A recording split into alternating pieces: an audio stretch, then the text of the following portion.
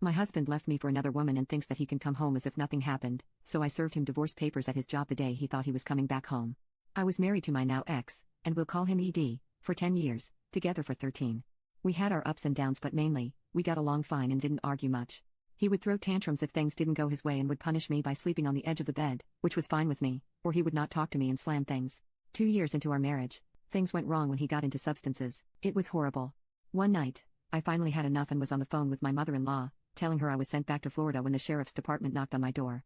Someone had found my husband unconscious, severely beaten, in a ditch a block from our house. I raced to the hospital and didn't recognize him when I saw him. He was so swollen and bruised. Now, my husband was a man who could fight and was strong.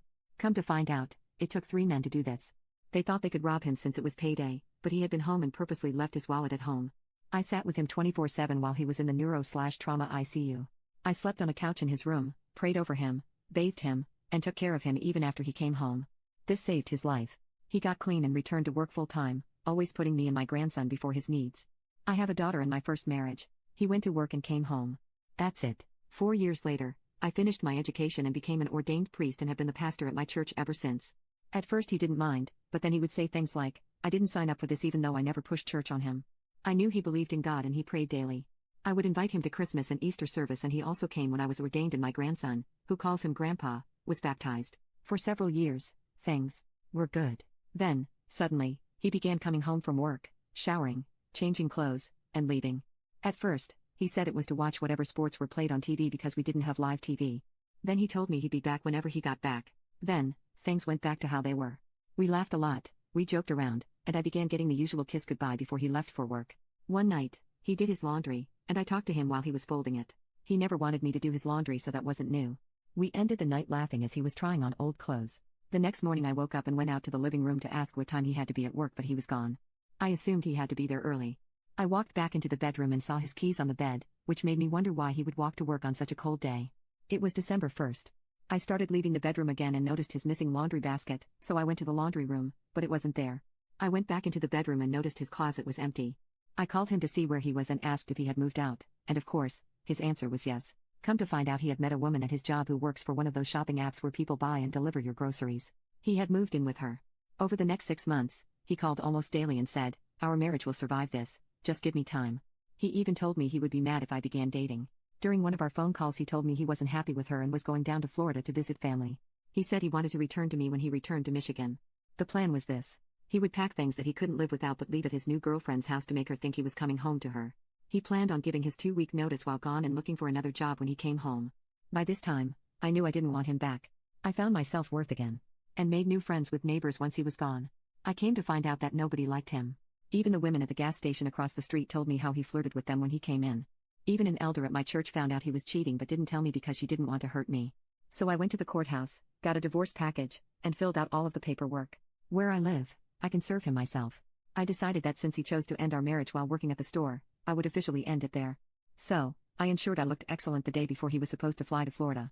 My new hairstyle, makeup, and my outfit were sexy. I went to his job, found him, and handed him the divorce papers. I told him that he was wrong. Our marriage wasn't surviving this. You should have seen his face. He was upset, with tears in his eyes, and for a moment, I felt bad. Then I reminded myself what he had done to me. He didn't just leave me in the middle of the night, he stopped talking and doing things with my grandson, who thought Grandpa was the greatest. He left me in a house that I couldn't afford without him, and I would have been homeless if my church hadn't paid for an apartment. He told me women were stupid. He actually thought he could come home as if nothing had happened. That was one thing he said on the phone because I never mentioned the past. Last week, 6 months after our divorce was final, my car was repossessed. When we were together, he got 2 loans, and I agreed to use my SUV as collateral because I never pictured my life without him. He stopped paying on his loans, so they took my car. I wasn't notified because they sent him the letters. They wanted me to pay off his loans to get it back. I burst out laughing and said that will never happen. Update, here's what has happened since my post. I found out where my car was being held. When I went to their website, I discovered that it's also the location where they sell the repossessed cars during an online auction. They hold it every Monday for 24 hours. I called and asked if I could have my belongings out of it, and they said yes. They had my things in a bag, including my license plate when I arrived. I registered online, and this past Monday, I began bidding on my car. I ended up buying my car for $2,700. When I showed up to get my car, the people laughed and said I was not the first to do this. I put my plate back on and came home. The bank can still come after me for the balance, but I don't care if it hits my credit report.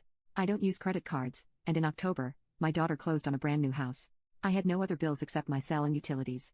I'm now living with her and my grandson. I was lucky enough to have enough time to retire when my muscular dystrophy began causing more health issues, and that money went to my other bank. My mother-in-law was happy to give me his new address so I can sue my ex for half of our income tax return that he kept last year.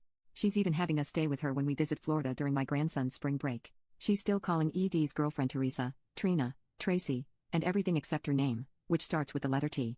I love this woman.